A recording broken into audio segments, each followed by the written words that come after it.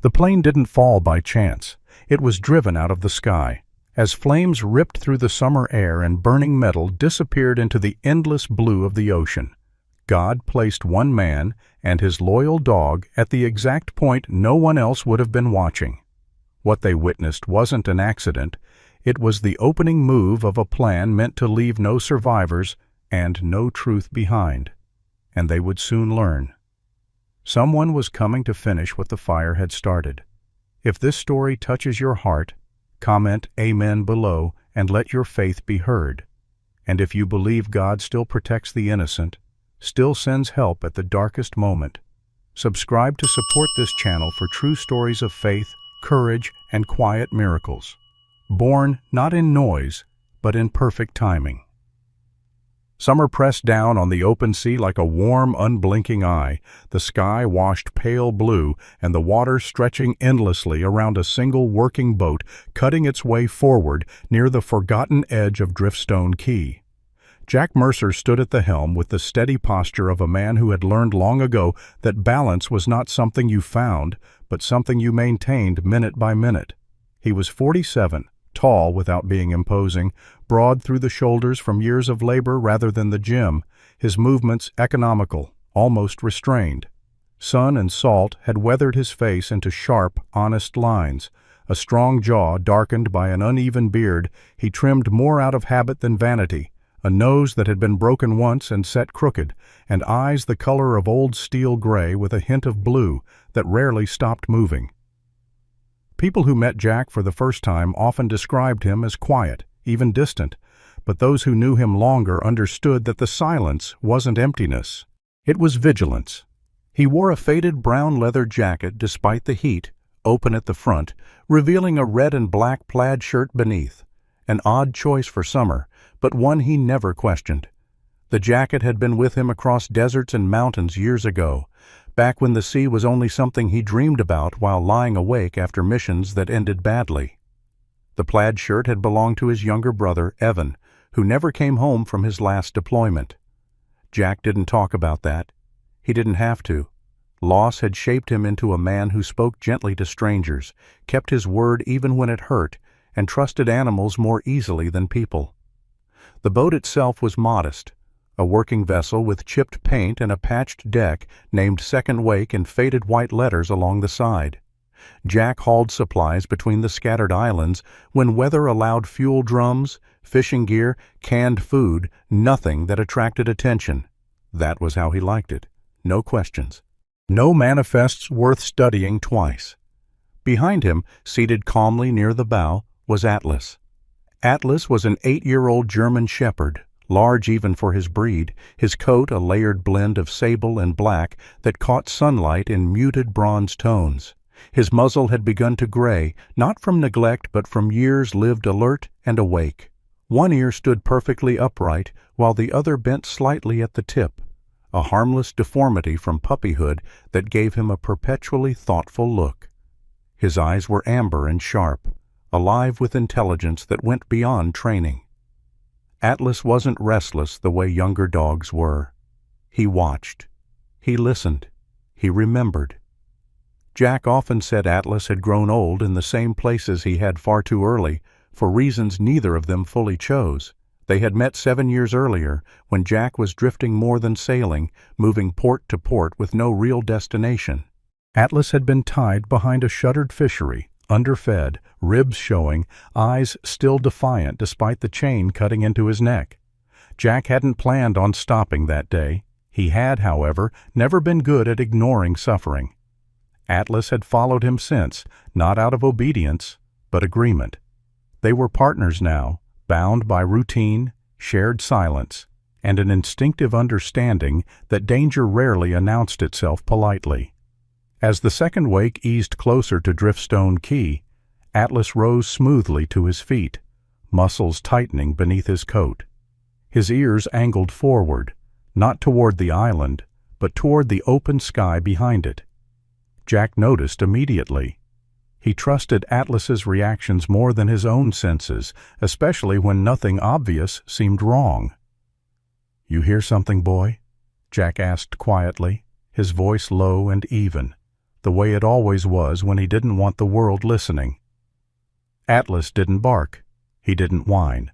He simply stood there, tail still, gaze locked on a distant point where the horizon met the sky. Jack followed his line of sight and frowned. At first there was nothing, just the shimmer of heat and the slow roll of waves. Then the sound reached him, faint but wrong, a low vibration, uneven, like a throat trying to clear itself and failing. Jack's grip tightened on the wheel. He knew engines. He knew the difference between strain and failure, between error and intent. This sound wasn't clean. It wasn't accidental. It had an edge to it, something desperate and sustained, as though whatever was in the air was fighting not to fall. The sound grew louder, and then the plane appeared.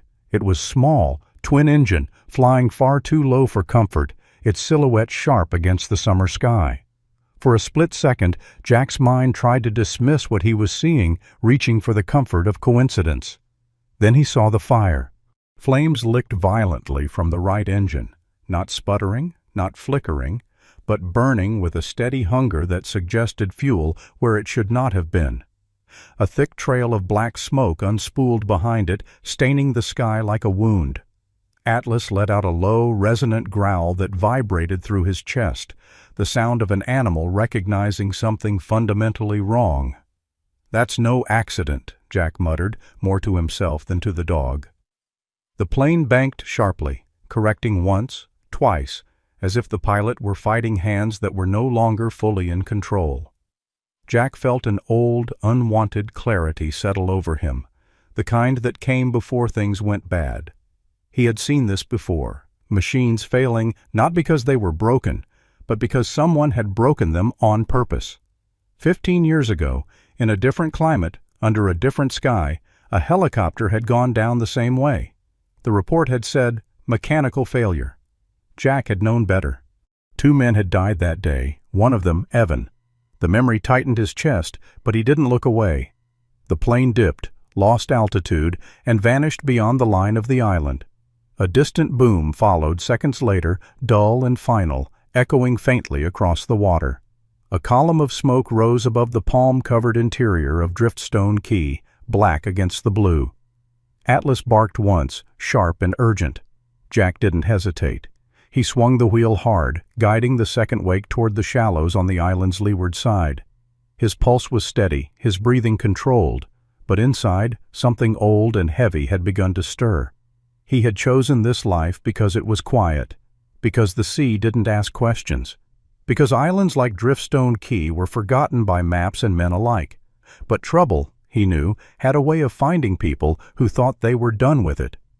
As the boat grounded gently against the sand, Jack jumped down into knee-deep water, Atlas close at his side.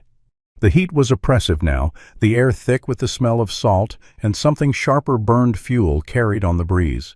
They moved inland, through scrub and palm, toward the smoke that climbed lazily upward as if the island itself were exhaling. They found the wreckage near a rocky inlet, metal scattered too neatly for comfort, as though the crash had been guided to land rather than torn apart by chaos. Jack took it in with a practiced eye, noting the angle of impact, the absence of a wide debris field. Atlas circled, nose low, then stopped abruptly, ears snapping forward again. That was when Jack heard it. A sound, faint but unmistakable. Not fire, not wind. Breathing. Jack dropped to one knee beside a half-buried section of fuselage and saw her. A woman lay sprawled near the waterline, dark hair tangled and damp against pale skin, her chest rising unevenly. She was in her early 30s, athletic in build, tall and lean, even lying still, with strong shoulders and long limbs shaped by training rather than chance. Her face bore a small cut along the cheekbone and the beginning of a bruise darkening beneath one eye. But there was resilience in her expression, even unconscious, a tension that suggested stubborn survival rather than fragility. Her hair was dark brown, pulled back in what had once been a tight braid, now loosened by impact. Her skin was lightly tanned, the kind earned outdoors rather than under lamps. She wore practical clothing, a dark tactical jacket torn at the shoulder, Cargo pants, sturdy boots, nothing ornamental, nothing careless. Jack checked her pulse. Strong, fast, alive. Atlas moved to her other side and sat, positioning himself between her and the open jungle, his posture protective without being aggressive. Jack recognized the signal immediately. Whatever had brought this woman down did not end with the crash. As if summoned by the thought, the distant sound of an engine reached them again, this time not struggling, but controlled. Jack looked toward the sea, his jaw tightening. The crash, he realized, was only the beginning. The smoke reached them before the sound did. A thick black scar dragged across the flawless blue sky, cutting summer cleanly in two.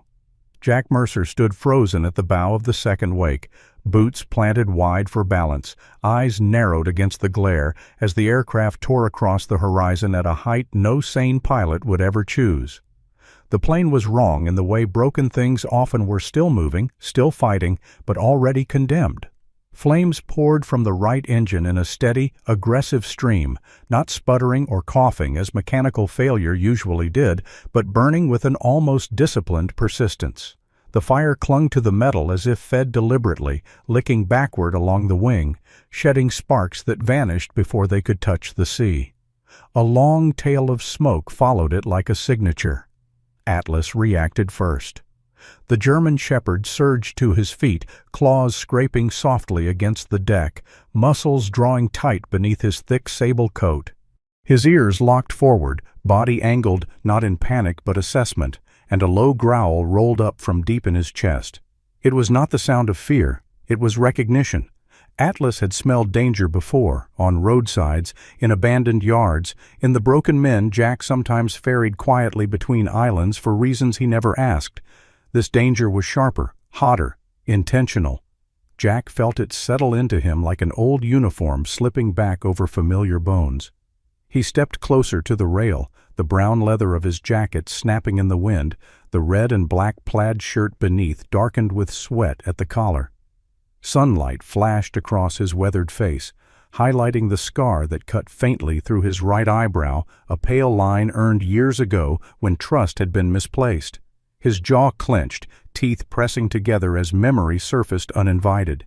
He had seen this kind of fire before. In another life, under another sky, Jack had watched a transport bird lose altitude too cleanly, too smoothly, flames curling where there shouldn't have been any. The after-action report had called it unavoidable.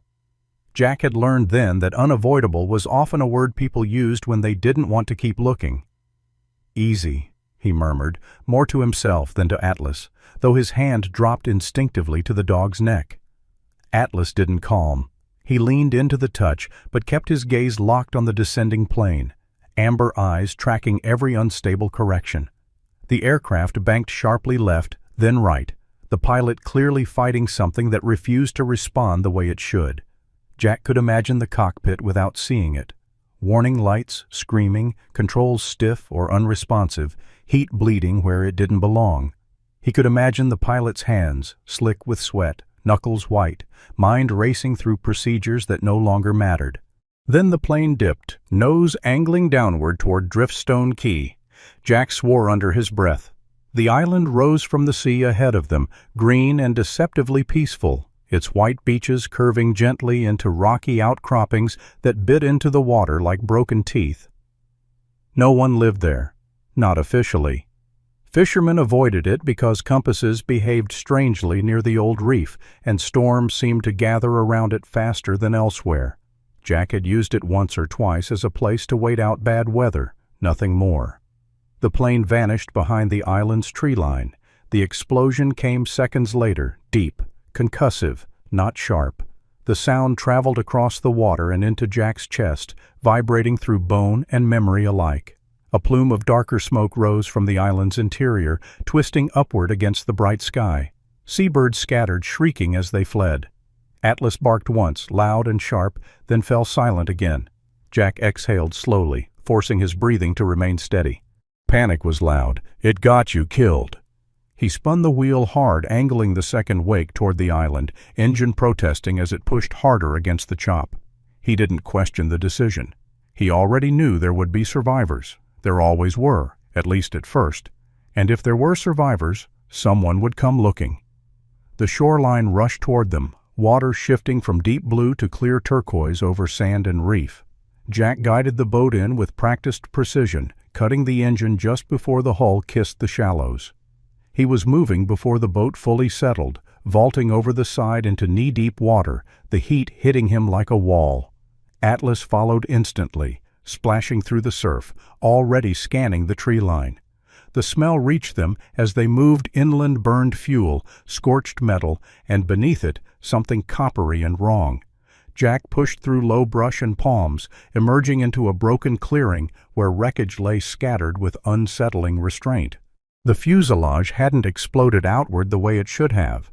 Instead, large sections lay intact, torn but not obliterated, as though the plane had been guided down rather than torn apart by chaos. Jack noted it automatically, cataloging details the way he once cataloged blast patterns and debris fields. "Too clean," he muttered. Atlas circled wide, nose low, tail stiff. He stopped abruptly near the edge of the inlet and sat, body squared and alert, eyes fixed on something just out of Jack's line of sight. Jack followed and saw her. The woman lay half on wet sand, half in shallow water, the tide gently tugging at her boots. She was unconscious, breathing shallow but steady, dark hair plastered to her face and neck. Jack dropped beside her, one knee in the sand, fingers already at her throat. Strong pulse, fast, alive. Up close, she looked even more capable than he'd first thought. Early 30s, maybe 34 or 35. Tall and lean with a build that spoke of training rather than aesthetics. Her jacket was tactical, dark gray with reinforced seams, torn at the shoulder where metal must have caught her. Beneath it, a fitted shirt clung to her frame, damp with sweat and seawater. Her skin was lightly tanned, unmarred except for a forming bruise along her cheekbone and a shallow cut near her temple. Her face was striking, in a restrained way-high cheekbones, a straight nose, lips pressed together even in unconsciousness as if refusing to yield. There was tension in her brow, a faint crease that suggested a woman accustomed to making decisions under pressure. Not a civilian, not a tourist. Atlas moved closer and sat at her other side, positioning his body between her and the open jungle. His posture was deliberate, protective without aggression. Jack read it instantly. Atlas didn't guard wreckage. He guarded people. Jack brushed sand from the woman's sleeve and noticed a tear in the fabric near her shoulder. Beneath it, partially obscured, was the edge of a stitched emblem: law enforcement. Federal, if he wasn't mistaken. "Damn," Jack breathed. The woman stirred then, a faint sound escaping her throat. Her eyelids fluttered, dark lashes lifting as hazel eyes struggled to focus. Awareness returned in fragments, sharpened by pain. She locked onto Jack immediately. "Don't move," Jack said calmly, holding her gaze. His voice was low, steady, practiced. "You've taken a hard hit." Her eyes flicked past him, scanning, assessing despite the haze. "The plane," she whispered, voice hoarse. "They—" She stopped, jaw tightening as pain flared. Jack watched her carefully, impressed despite himself. Most people panicked when they woke up in wreckage, she measured. "My name's Jack," he said. "You're safe for the moment." "For the moment," she echoed faintly, then swallowed. "That won't last." Atlas shifted, ears snapping toward the sea. Jack followed his gaze and stiffened. A distant engine note carried across the water, steady, controlled, nothing like the dying scream of the aircraft that had fallen. Jack rose slowly, placing himself between the woman and the shoreline. The woman noticed his reaction immediately. "They'll come," she said, more certain now. "They always do." Jack didn't ask who. He didn't need to. He glanced down at Atlas, who met his eyes with quiet certainty. Whatever had burned in the sky hadn't been meant to land here, and whatever had survived it hadn't been meant to breathe this long. The crash, Jack realized, wasn't the end of something. It was the beginning of a hunt. Heat shimmered over the white sand, as if the island itself were breathing, slow and heavy, each exhale carrying the smell of salt, fuel, and something far less natural. Waves rolled in gently, almost mockingly calm, nudging fragments of wreckage back and forth like forgotten toys, while inland the jungle stood dense and watchful, green walls closing around secrets that did not want daylight. Jack Mercer knelt beside the woman he had dragged clear of the surf, one hand braced in the sand, the other steady at her shoulder. He could feel the tension in her body even now, unconscious muscles refusing to fully let go. Survival, for her, was not passive. It was something she fought for, even in stillness. Mia Carter coughed suddenly, a sharp, painful sound that tore free of her chest. Jack reacted instantly, rolling her gently onto her side so the seawater and grit could drain from her mouth. Atlas moved with him, silent and precise, lowering his massive frame close to her back as if lending strength through proximity alone. "There you go," Jack murmured. "Easy now." Mia drew in a breath that rasped like torn fabric, then another. Her eyes fluttered open again, hazel sharp despite the pain clouding them. She focused faster this time, gaze snapping first to Jack's face, then to Atlas, then scanning the tree line in a practiced sweep that told Jack everything he needed to know about her training. She did not ask where she was. She did not ask what happened. "How long?" she asked instead, her voice low and strained. "Couple minutes since you came to," Jack replied. "Longer since the crash." Her jaw tightened. Sweat beaded along her hairline, dark brown strands clinging to her skin where seawater and blood had mixed. Up close, Jack saw the fine lines around her eyes. Not age, but repetition. Concentration. Nights spent awake when others slept. Her face was angular, not delicate, with a stubborn set to her mouth that spoke of someone who pushed through discomfort rather than around it. Mia tried to sit up. Pain hit her hard enough that her breath caught, a sharp hiss escaping before she could stop it. Jack's hand settled firmly against her shoulder, gentle but unyielding. "Don't," he said. "You've got at least one cracked rib, maybe more, and your head took a hit." She held his gaze for a long moment, measuring him. Jack felt the familiar weight of scrutiny, the kind that peeled away pretenses quickly. Finally, she nodded once, conceding not because she trusted him yet, but because the pain agreed with him. "Name," she said. "Jack Mercer." "Mia Carter," she replied automatically. "Federal Investigative Unit." Jack didn't ask which one. Out here, titles mattered less than intent. "You said they'll come back." Mia closed her eyes briefly, then opened them again, forcing focus. "The plane didn't fail," she said. "It was shut down, manually. Someone wanted it to look like an accident, but they didn't want it to land." Atlas let out a low rumbling sound, not quite a growl, not quite a warning. His ears angled toward the water again. Jack followed the dog's attention and felt his spine tighten. A boat sat on the horizon. It was far enough away to look like little more than a dark shape against the blue, but Jack knew boats. He knew the difference between fishermen drifting with the current and men moving with purpose. This one cut a straight line, steady speed, no wandering. Mia noticed the change in his posture instantly. "That them?" "Could be," Jack said. "Could be someone else with bad timing." "They won't send locals," Mia replied. "They won't send anyone who might ask questions." Jack glanced down at her. "You want to tell me what you were carrying that made someone burn a plane out of the sky?" Mia hesitated. The instinct to protect information was deeply ingrained, etched into muscle memory.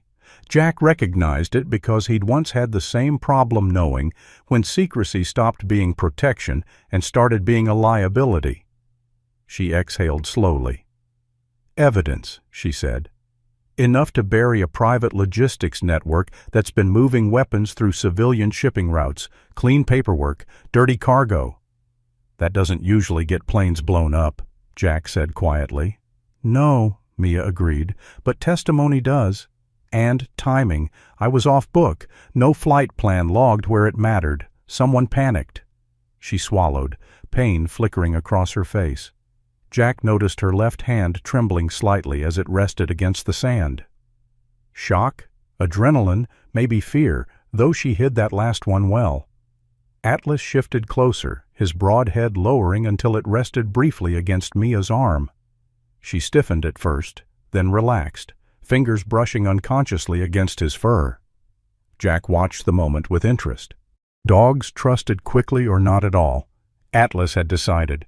"We can't stay here," Jack said. "Open beach, no cover." Mia nodded. "I can move?"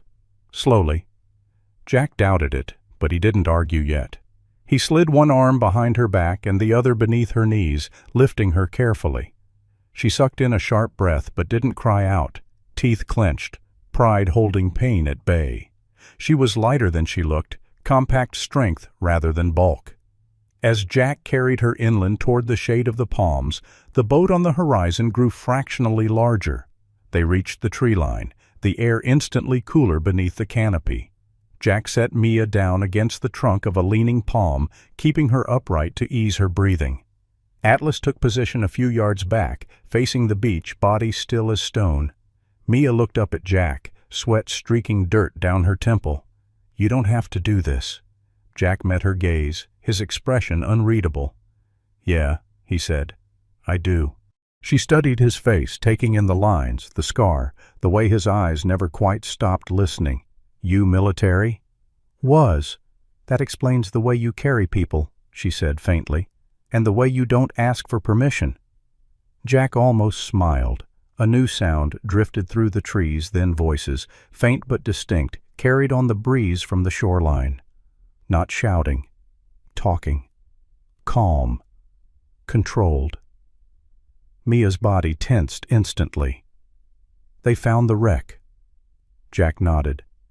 "They're checking for survivors." "And if they find me," Mia said, "they'll make sure I don't stay one." Atlas growled softly, a promise rather than a threat. Jack crouched in front of Mia, meeting her eye level. "There's a cave system on the north side of the island," he said. "Old volcanic rock, hard to spot unless you know where to look." "And you know?" "I've waited out storms there." Mia nodded. Decision made. "Then we move before they fan out." Jack rose, scanning the jungle. The island had gone quiet in the way it did before things turned violent. Birds fallen silent, insects subdued. He felt the old clarity settle in again, the narrowing of focus that came when the world simplified into paths, threats, and time. He lifted Mia once more, adjusting his grip to minimize pressure on her ribs. She closed her eyes, breath shallow but steady, trusting him now not because she wanted to, but because the alternative was worse. Behind them, Atlas moved last, erasing their trail through the sand with deliberate sweeps of his tail before slipping silently into the green. By the time the first voices reached the beach where Mia had lain moments before, the island had already swallowed them whole. The jungle closed behind them with a soft finality, palm fronds folding back into place, as if the island itself had learned the art of concealment long before Jack Mercer ever arrived. Sunlight filtered down in fractured shafts, broken by broad leaves and twisted vines, turning the heat into something heavy and intimate. Every step deeper inland carried them farther from the open beach and closer to the truth that Driftstone Key was anything but abandoned. Jack moved carefully, choosing paths that left little trace, his boots finding stone and packed earth instead of loose sand. He carried Mia with practiced balance, adjusting his grip whenever her breathing hitched, his body absorbing the strain so hers wouldn't have to. Sweat ran freely down his temples now, darkening the collar of his plaid shirt, but his focus never wavered. The jungle demanded attention. It punished distraction. Atlas ranged ahead, silent and efficient, his large frame slipping between trees with surprising grace.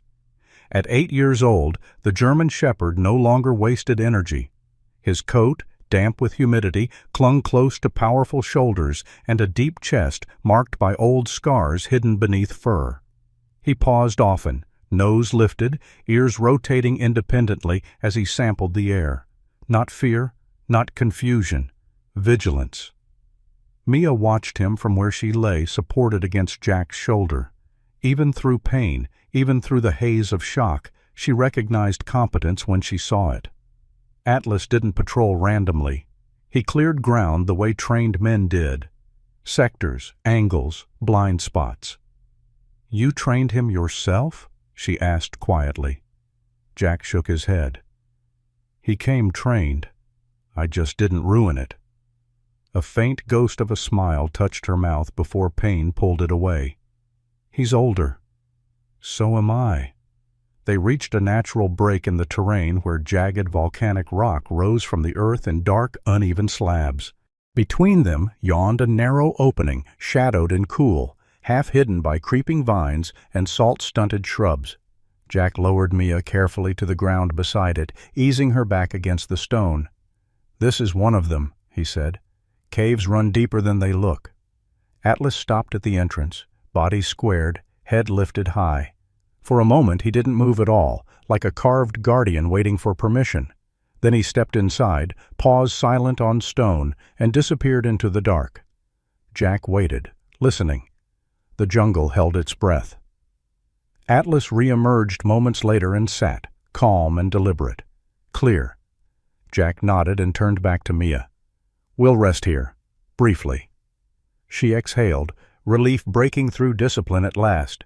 The shade was immediate, the rock cool against her overheated skin. Jack shrugged out of his brown leather jacket and draped it over her shoulders despite the heat. She looked up at him in surprise. "You'll need it," he said. "Shock doesn't care about temperature." She didn't argue. She pulled it close, breathing in the faint scent of salt, old smoke, and something deeper memory, perhaps. The jacket smelled lived in, honest. They sat in silence for a moment, broken only by the distant surf and the faint rustle of leaves. Then Mia spoke again, her voice lower now, steadier. "The evidence isn't on the plain." Jack's gaze sharpened. "I figured." She swallowed. "It's not on me either." Atlas's ears flicked at the change in her tone. Jack leaned back against the stone, crossing his arms loosely. "Go on."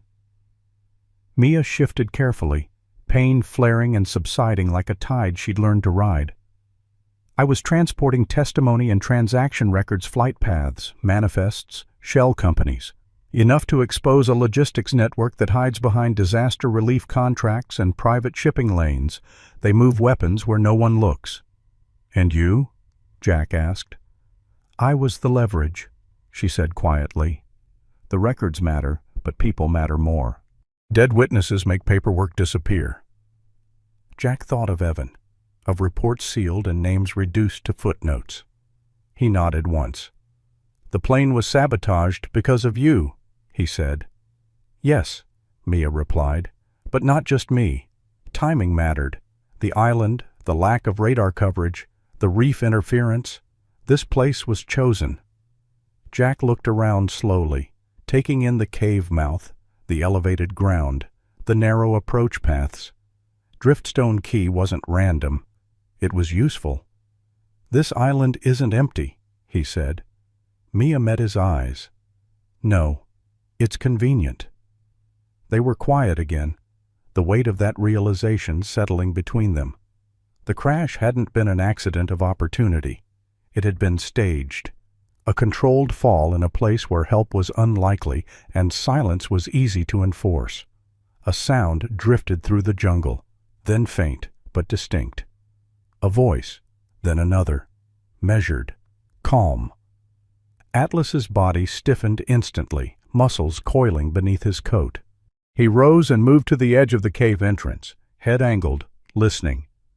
Jack followed, crouching low, eyes scanning the foliage beyond. "They've split up," Mia whispered. "Standard sweep." Jack nodded. "They're confident." "And confident men make mistakes," she added. Jack glanced at her. Despite pain and exhaustion, her eyes were sharp, mind already working angles and probabilities. He'd met investigators before, some driven by ego, others by ambition. Mia was driven by something quieter and more dangerous: responsibility. "How many?" he asked. 3 teams minimum, she said. Maybe 4. They won't rush. They'll wait us out if they have to. Jack considered that. He had water in the caves, some food cached from past storms, but waiting favored numbers. We move before dusk, he said, before they tighten the net. Mia nodded. There's something else. Jack waited. The pilot, she said. His name was Daniel Hargreave. The name meant nothing to Jack, but the way she said it did. There was weight there. Mid-40s, Mia continued. Former military transport, clean record, family man.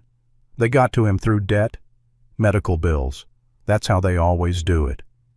Jack closed his eyes briefly. He'd seen that pattern too many times. Men pushed until the line blurred, until doing the wrong thing felt like the only way to protect what they loved. He thought we'd glide in, Mia said. Open water, quiet landing. He didn't know they'd locked out the backup systems. And when he realized, Jack asked. Mia's voice tightened. He tried to pull up, bought me time. It cost him everything. Silence fell heavy in the cave. Atlas let out a soft, almost imperceptible sound, a low whine that carried no fear, only recognition. Jack reached out and rested his hand briefly on the dog's neck, grounding himself. This wasn't just about erasing you, Jack said slowly.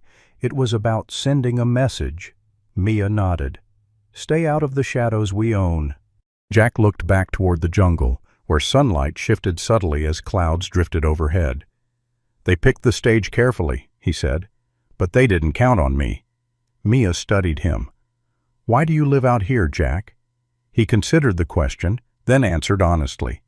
Because places like this don't pretend to be something they're not. And because when I look out at the sea, it doesn't ask me who I used to be. She nodded, understanding more than he'd expected. A sudden snap of a branch echoed faintly through the trees to the west.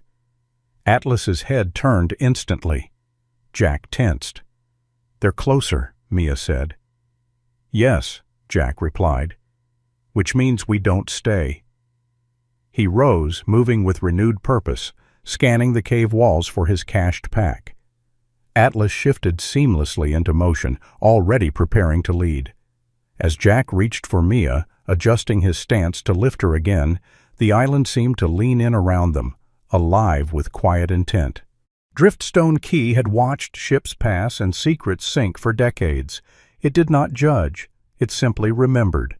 And now it had chosen a side. Night arrived without ceremony, sliding over Driftstone Key like a held breath finally released, the sky darkening to indigo as the last heat of day clung stubbornly to the rocks. From the mouth of the cave, Jack Mercer watched the sea turn black and reflective, a wide mirror broken only by the slow pulse of waves against the reef. He felt the change before he saw it, the subtle tightening that came when danger decided to move instead of wait. Atlas felt it too. The German shepherd rose from his crouch, head lifting, ears angling toward the water. His tail went still, muscles locking into readiness. Jack trusted that posture. Atlas did not react to ghosts. He reacted to intent. A distant engine thrum rolled across the surface of the sea, low and controlled, growing steadier by the second. Then came the lights, first a faint glow, then a sweeping white beam cutting across the water in measured arcs, searching but not frantic. Search pattern, Mia Carter murmured from where she sat braced against the cave wall. Her voice was quiet, but certainty threaded through it. She had pulled Jack's jacket tighter around her shoulders, the leather creasing as she shifted, pain briefly flashing across her face before she locked it down. Even injured, she was alert, eyes tracking the beam as it passed over the beach and then away again. Jack nodded. They want to be seen. That's how rescue looks, Mia said, controlled, reassuring. Atlas let out a low, warning huff, nostrils flaring as the wind shifted. Jack caught the scent a heartbeat later, faint, carried on salt air, but unmistakable. Oil, metal, something sharp beneath it that prickled the back of his throat. Gun oil. They're not Coast Guard, Jack said. Mia's jaw tightened. They won't use official assets. Too many records, too many questions later. The boat eased closer to shore, its engine throttling down smoothly. It was a rigid-hull inflatable, dark-colored, designed for speed and stability. As it cut its lights briefly and glided into the shallows, Jack counted shapes moving with practiced efficiency. 5, maybe 6. They disembarked quickly, boots splashing softly in the surf before finding sand. Headlamps flicked on, beams kept low and disciplined. No shouting, no calling out names, no urgency. This was not a team hoping to find survivors. This was a team confirming an outcome.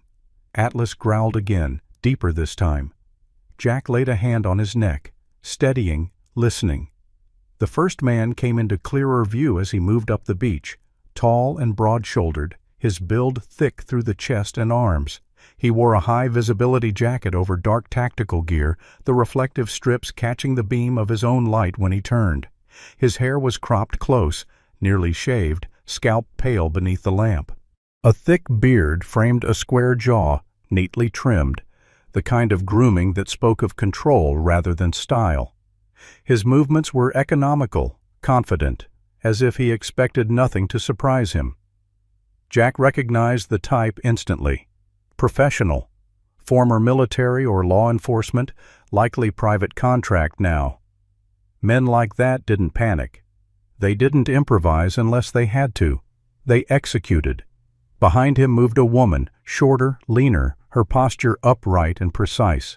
She wore the same high-visibility jacket, unzipped to reveal a dark vest beneath.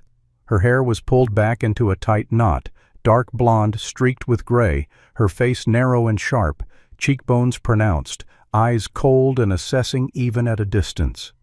She carried herself like someone used to command, but careful not to show it. Jack noted the way she scanned not just the wreckage, but the ground around it, reading signs others missed. Mia's breath caught softly. "That's Sarah Lowell." Jack glanced at her. "You know her?" "By reputation," Mia replied. "Private recovery consultant, former Army intelligence. She specializes in asset resolution."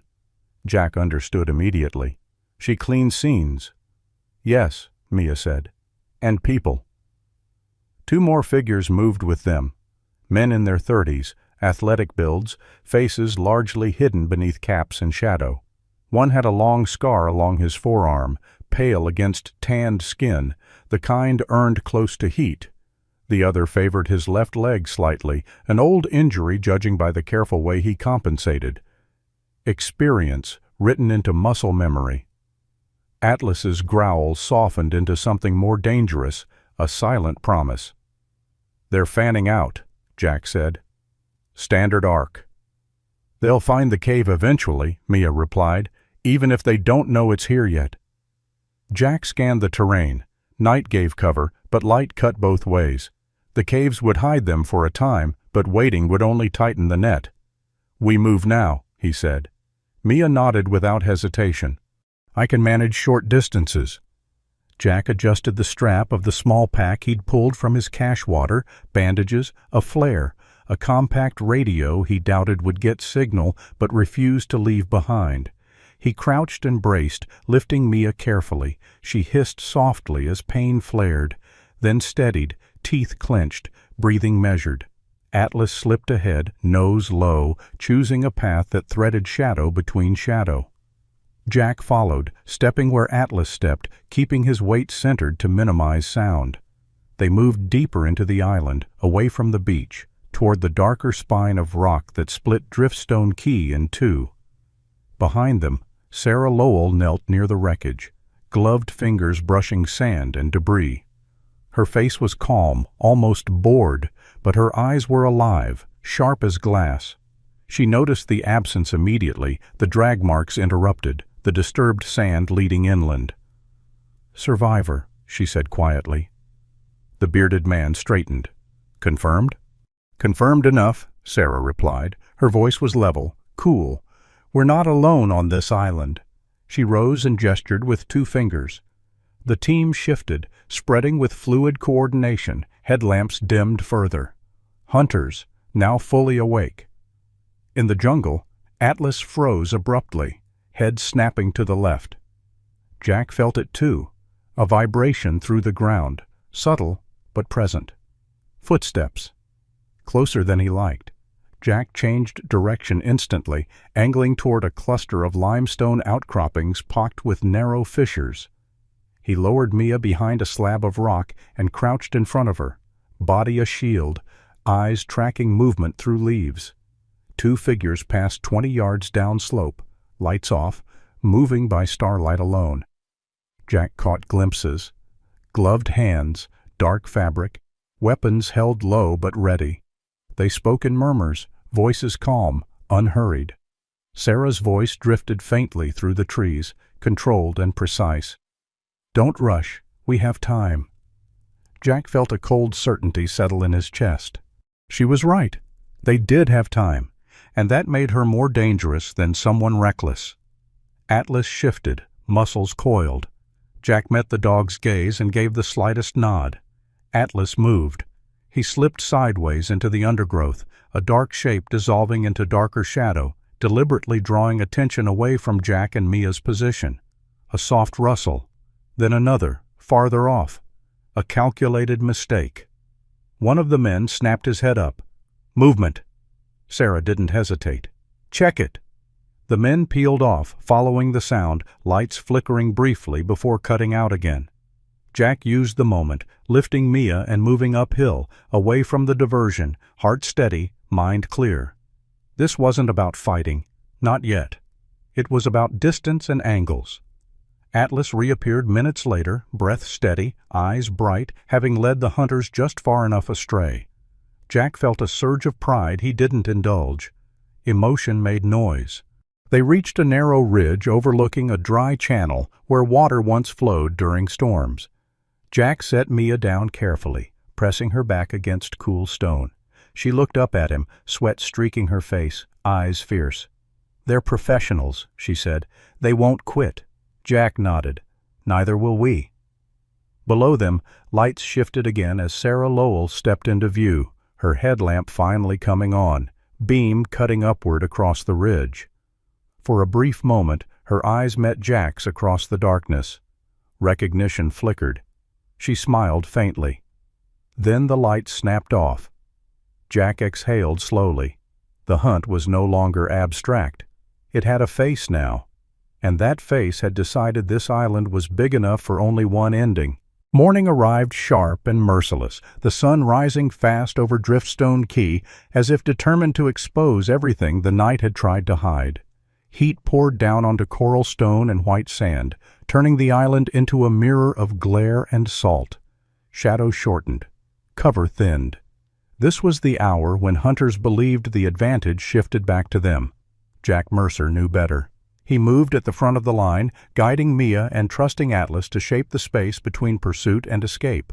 Sweat streaked down Jack's temples, tracing the deep lines etched there by years of tension rather than age. In daylight, his face looked harder, angles more pronounced, the scar above his eyebrow standing out pale against sun-darkened skin. He had shed the leather jacket earlier, tied it around his waist, leaving the red and black plaid shirt clinging to his back.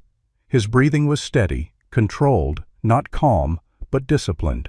Behind him, Mia Carter followed with stubborn resolve that impressed Jack despite himself. Her injuries slowed her, but did not stop her. She moved carefully, favoring her ribs, one arm pressed tight against her side, while the other held the compact pistol Jack had retrieved from her torn jacket earlier. Her dark hair had come loose from its braid, strands sticking to her neck and cheeks, sweat and salt stinging her eyes. Her face was pale beneath the tan now, lips pressed thin as she rationed breath and pain equally. Atlas flowed between them and the terrain like water finding its course. The German shepherd moved ahead and to the side, sometimes vanishing entirely among the coral ridges, sometimes reappearing just long enough to redirect them with a glance or a subtle shift of posture. At 8 years old, Atlas no longer wasted motion. His broad chest rose and fell evenly, amber eyes bright and alert, tongue barely visible between parted jaws. Sunlight caught the gray along his muzzle, giving him the look of an old wolf that had survived too many winters to fear one more hunt. The coral fields spread out before them, jagged limestone formations bleached white by sun and salt, sharp enough to tear skin and boots alike. Narrow channels twisted between the rocks, some wide enough to sprint through, others barely passable. Jack had studied this terrain years ago while waiting out storms. He'd remembered it because it punished impatience. "This way," he murmured, angling left into a narrowing corridor where the stone walls rose shoulder-high. Mia followed without question. Trust, Jack realized, had quietly replaced suspicion sometime during the night. Not blind trust, but functional, necessary trust. Jack stopped abruptly and knelt, pulling a length of thin fishing line from his pack. His hands worked quickly, fingers sure despite fatigue, stringing the line ankle-high across the corridor and tying it to two protruding stones. He threaded several empty aluminum cans onto it, dented and rusted from years of abandonment. He tested the tension once, nodded, then erased their footprints with a sweep of his boot. "Simple," Mia whispered. "Simple lasts longer," Jack replied. They moved on. Behind them, Sarah Lowell advanced with patient confidence. In the full light of day, she looked almost unremarkable to an untrained eye. Average height, lean build, dressed in neutral-toned field gear that reflected neither glare nor shadow. But Jack knew better. Sarah moved with the ease of someone who had learned to survive by understanding patterns rather than overpowering them. Her face, now visible beneath a pulled-back hood, was weathered but sharp, skin lightly tanned, eyes pale gray and unsettlingly calm. The faint lines around her mouth weren't from smiling, they were from restraint. She paused near the edge of the coral field, raising a gloved hand. Her team halted instantly. "They're leading us," one of the men muttered, a stocky contractor with dark hair and a thick neck, sweat darkening his collar. His name was Cole Brenner, though Jack didn't know it yet. Brenner had once been infantry, the kind that relied on pressure and momentum. It showed in the way he shifted impatiently, eager to push forward. A faint smile touched her lips. "He knows this place," she said, "and he's buying time." "For what?" Brenner asked. Sarah straightened slowly. "For something to go wrong." As if summoned, the sharp metallic clatter echoed through the corridor ahead, cans rattling violently as Brenner's boot caught the fishing line. He swore loudly as he pitched forward, arms windmilling, crashing hard against the coral. Blood bloomed instantly along his forearm where stone sliced skin. Sarah didn't flinch. "That," she said calmly, "is why you don't rush."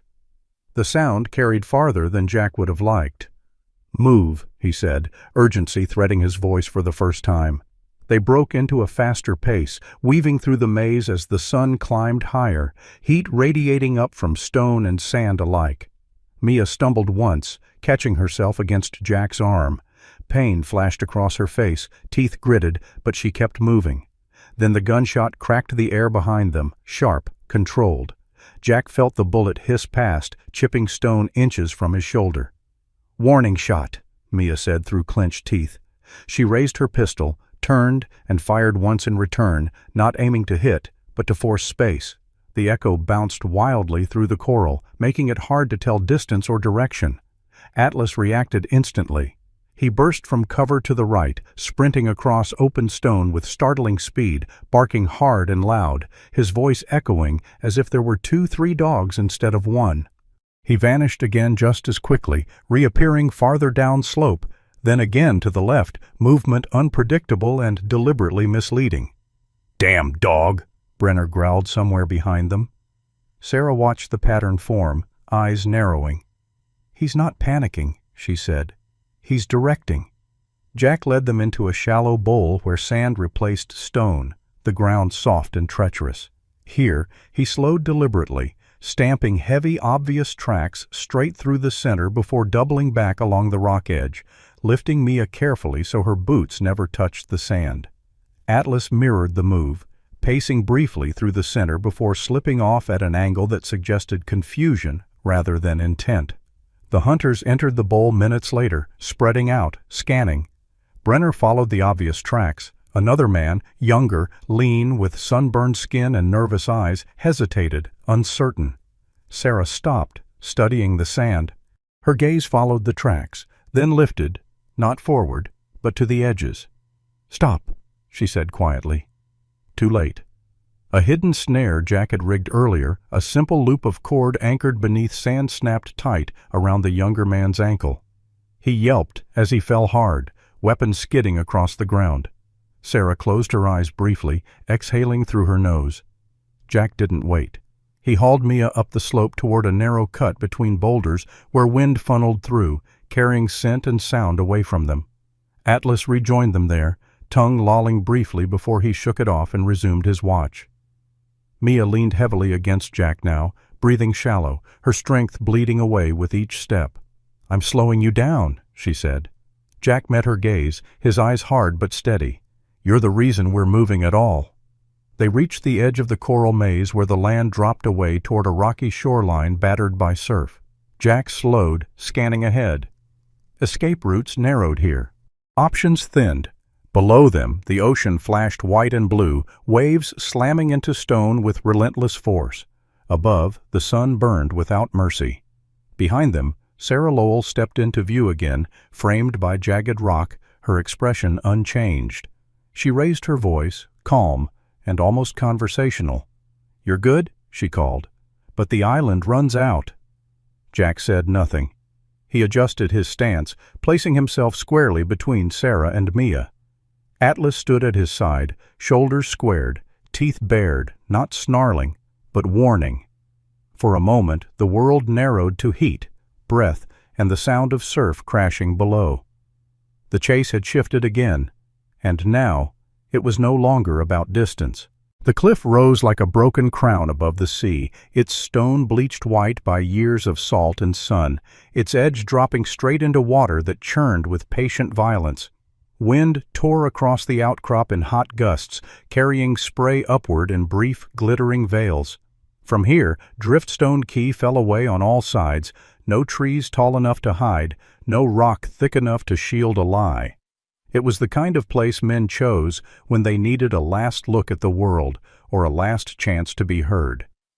Jack Mercer reached the crest first, lungs burning, legs trembling with the quiet insistence of fatigue. He eased Mia Carter down onto the stone with careful hands, guiding her back against a low ridge that offered a sliver of cover. Her face was pale now, the stubborn color gone from her cheeks, dark circles shadowing eyes that remained sharp despite pain. Sweat had soaked her hair through, the loose strands plastered to her temples and neck, and her breaths came shallow and measured as if each one were negotiated rather than taken. Atlas stood at Jack's side, braced against the wind, broad chest rising steadily, amber eyes fixed on the tree line far below, where movement flickered between rock and green. The German shepherd's coat was dusted white with salt, his gray muzzle catching the light, giving him the look of something ancient and resolute. He did not bark, he did not pace. He waited, a living wall of muscle and will. "They'll be here in minutes," Mia said quietly. Jack nodded. "That's all we need." She reached inside her jacket with trembling fingers and withdrew a compact satellite communicator, scuffed, water-spotted, but intact. Her hands shook harder now, not from fear, but from exhaustion and pain fighting for the same limited space in her body. Jack crouched beside her, shielding the device from the wind as she powered it on. A thin tone chirped, searching. "Come on," Mia whispered, more command than prayer. The screen flickered once, twice, then stabilized. A single bar of signal appeared, fragile as breath. Mia exhaled sharply and began to work, fingers moving with practiced speed despite the tremor. She keyed in coordinates, compressed files, and a short burst message that carried the weight of months of danger. Names, routes, proof. Enough truth to ruin powerful men who had believed themselves untouchable. Jack watched her face as she transmitted, the way her jaw tightened with each second the signal remained open. He understood that look. It was the look of someone who knew that survival and success were not the same thing, and that sometimes you paid for one with the other. "Message sent," Mia said finally, voice raw. She sagged back against the rock, eyes closing for a brief moment as relief cut through her like a blade. Jack felt it too, a loosening in his chest that he did not welcome. Relief made you careless. Atlas growled then, low and deep, a sound that vibrated through bone. Jack turned. Sarah Lowell stood at the edge of the clearing below the cliff, framed by jagged stone and sunlight, her posture relaxed, almost conversational. Up close, she looked exactly as Jack had expected, early 40s, lean to the point of sharpness, her movements economical, her pale gray eyes assessing rather than reacting. Her dark blonde hair was pulled tight at the nape of her neck, no strand out of place despite the chase. Sweat darkened her collar, but her breathing was calm, controlled. She raised one gloved hand, not in surrender, but in greeting. "You made it," she called up, her voice carrying easily on the wind. "That takes skill." Jack stepped forward, placing himself squarely between her and Mia. The cliff edge was at his back now, the sea roaring far below. Atlas moved with him, teeth bared in a silent warning. Sarah's gaze flicked briefly to the dog, then back to Jack. "You don't look like a local," she said, "and you don't look like someone who enjoys being hunted." Jack said nothing. She smiled faintly. "I respect that." Behind her, Cole Brenner emerged from the trees, his thick build casting a hard shadow on the rock. Blood still streaked his forearm, hastily wrapped, his face flushed with heat and frustration. Two more contractors spread out behind him, weapons raised but steady, eyes darting between Jack, Mia, and the drop. Sarah lifted her hand again. They stopped instantly. "You sensed something," she said, eyes narrowing slightly. "Didn't you?" Mia opened her eyes and met Sarah's gaze without flinching. "Yes." Sarah studied her, truly studied her this time. The injuries, the way she leaned into the rock for support, the gun resting heavy but ready in her hand. "You're persistent," she said. "I can respect that too." "Then step away," Mia replied, her voice steady despite the tremor in her arm. "You're done," Sarah almost laughed. "You don't end something like this with a button press." Jack shifted his weight subtly, grounding himself, feeling the cliff edge through the soles of his boots. He could hear the sea now, not as background but as presence, ancient, patient, uninterested in human contracts. "You chose the wrong island," Sarah continued, voice cool. "There are places where truths disappear quietly. This was supposed to be one of them." Jack met her eyes for the first time. "You misjudged the timing." She tilted her head slightly, curious despite herself. "Did I?" The sound came then, a distant thrum, low and unmistakable, carried on the wind from beyond the horizon. Not a boat, not a drone, a helicopter. Sarah's expression changed, just a fraction, but Jack caught it. Surprise, followed immediately by calculation. Mia smiled faintly, a tight, exhausted curve of her lips. "That's federal," she said. "Search and rescue retrofit. You can hear it in the rotor pitch." The thrum grew louder, resolving into a chopping roar as the helicopter crested the far ridge, sunlight flashing off its fuselage. A searchlight snapped on, cutting across stone and sea, pinning shadows in place. A voice boomed from above, amplified and authoritative. "This is a federal response unit. Drop your weapons and step away." Chaos fractured the moment. One of the contractors bolted, panic finally breaking discipline. He took 3 steps before the edge betrayed him, loose stones skidding underfoot. His shout cut off abruptly as he vanished over the cliff, swallowed by wind and surf. Brenner froze, eyes wide, then slowly lowered his weapon. Sarah did not move. Atlas surged forward with a thunderous bark, a blur of muscle and purpose. He slammed into Sarah's legs, knocking her balance just as Jack lunged, tackling her into the stone. They hit hard, breath driven from both of them, the world narrowing to impact, heat, and grit. Sarah fought like someone who had learned never to lose, quick, precise, striking for leverage and breath. Jack matched her with grim familiarity, pinning her arm, twisting until the weapon clattered away. She went still then, chest heaving, eyes locked on his with something like reluctant acknowledgment. The helicopter hovered overhead now, downdraft flattening scrub and blasting sand across the cliff. A rope dropped, boots hit stone, and uniformed agents moved in fast and controlled, weapons trained, voices sharp and efficient. Jack rolled away, raising his hands, breath ragged but steady. Mia's strength gave out then. Her knees buckled as the tension drained from her body. Atlas was there instantly, pressing into her legs, grounding her until Jack caught her and eased her down carefully. She looked up at him, tears streaking clean lines through the grime on her face. "It went through," she whispered, "all of it." Jack nodded once. He felt no triumph, only a deep, bone-level weariness and a strange, quiet gratitude that it had ended exactly when it needed to.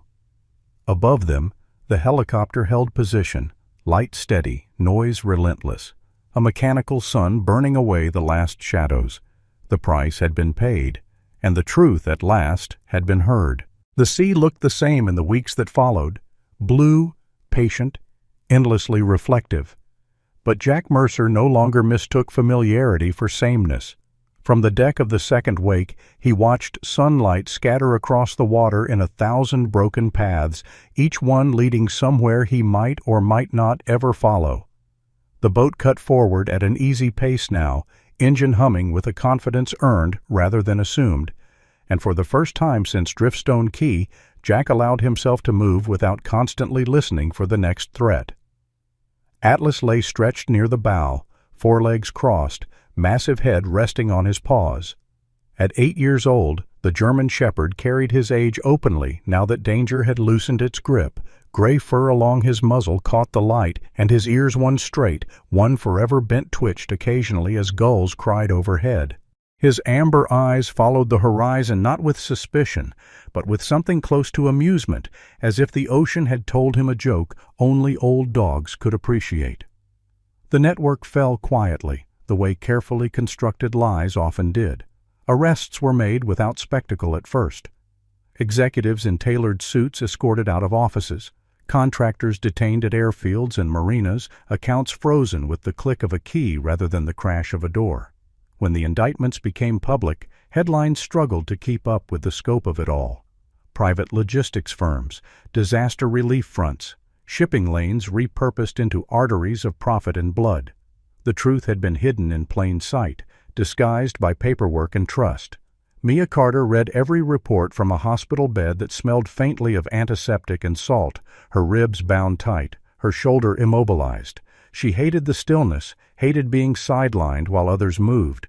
But recovery, she learned, was not passive. It demanded discipline as sharp as pursuit. Physical therapy sessions became battles of their own, her lean frame shaking with effort as she rebuilt strength piece by piece. Her dark hair, once constantly pulled back for efficiency, hung loose now, brushing her shoulders, a reminder that not every change needed to be tactical. She returned to work 3 months later, walking into the federal building with the same measured stride, the same focused gaze. But something in her had shifted. She no longer carried the weight alone. She spoke more freely in briefings, trusted her instincts without apology, and when the work grew quiet enough, allowed herself to remember the pilot who had bought her time and the island that had almost taken it all away. One afternoon, as rain streaked down the tall windows of her office, she received a message routed through channels she hadn't expected to see again.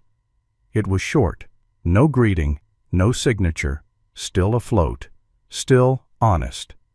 Jack. She smiled despite herself. Jack, for his part, declined interviews and formal commendations with polite efficiency. He attended one debriefing at the request of a man named Thomas Hale, a federal coordinator in his early 50s with a salt-and-pepper beard and eyes that had learned long ago how to weigh truth against convenience. Hale was tall, broad through the shoulders, his posture softened by age but not dulled. He shook Jack's hand firmly, respect evident without ceremony. "You did more than most," Hale said. "You didn't have to." Jack shrugged. "Someone once told me timing matters." Hale studied him for a moment, then nodded. "If you ever decide you want something quieter than the sea," he said carefully, "there are places for men who don't disappear when things get hard." Jack thanked him and returned to the water. Back at Driftstone Key, time did what it always did. Wind softened footprints, tide rearranged debris, green reclaimed the scars where fire had passed. The caves cooled again, empty of whispers and urgency. The island did not remember names, only moments, and even those faded under the patient work of sun and salt. Months later, the second wake anchored briefly off the island's leeward side. Jack hadn't planned the stop. He never did. The boat drifted easily as he and Atlas stepped onto the sand, the beach quieter now, unmarred by tracks or light. Jack stood there for a long moment, leather jacket open, plaid shirt stirring in the breeze, listening to the surf roll in and out like breath. Atlas trotted ahead, sniffing, then paused and looked back at Jack, tail wagging once. Not alert, not warning. Content. "Yeah," Jack said softly. "I know." They stayed only long enough for Jack to place a small marker near the rocks, a simple piece of driftwood wedged upright, nothing that would last, nothing meant to be found. Some things, he believed, were better acknowledged quietly. Life settled into a rhythm again, but it was not the same rhythm as before. Jack found himself speaking more to the people he ferried between islands, asking names he once would have left unspoken. He fixed a broken railing at the marina without being asked. He let the lamp burn longer at night, not because he feared the dark, but because he no longer felt the need to disappear into it.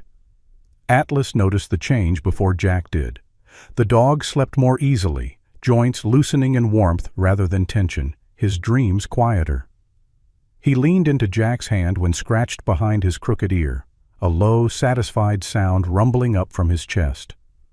Loyalty, Jack understood now, was not only about standing between danger and those you protected. It was about staying when you could finally leave. One clear morning, the horizon sharp and endless, Jack steered the second wake into open water. Atlas lifted his head, eyes bright, ears catching the wind. The sea glittered, unapologetic and vast, smiling in the way it always had, indifferent to secrets, patient with truth. Jack rested his hand on the wheel, feeling the steady pull of forward motion, and allowed himself a small, private smile. The sea, he knew, never swallowed the truth. It only held it until someone was ready to listen. Sometimes the miracle isn't the fire that falls from the sky. Sometimes it's the timing that cannot be explained. A man was placed where no man should have been. A loyal dog refused to leave his side. A life meant to be erased was spared not by luck, not by chance, but by purpose. In our own lives, we all face moments like that fall, when everything collapses at once, when the ground disappears beneath our feet, and it feels like no one sees, no one hears, and no help is coming. Yet again and again we learn this quiet truth. God's timing is never early, never late, and never without reason. Help often arrives disguised as an ordinary moment. Strength shows up when we believe we have none left. And miracles rarely look dramatic, they look like survival. If this story touched your heart, take a moment to share it with someone who may be standing in their own storm. Leave a comment below and write "Amen" to let your faith be heard. And if you believe in stories of faith, courage, loyalty, and quiet miracles, subscribe to support this channel so we can continue sharing hope together. May God bless you and your family. May He protect those who walk beside you, human and loyal companions alike. And may you be reminded, even on your hardest days, that no fall is ever beyond His reach.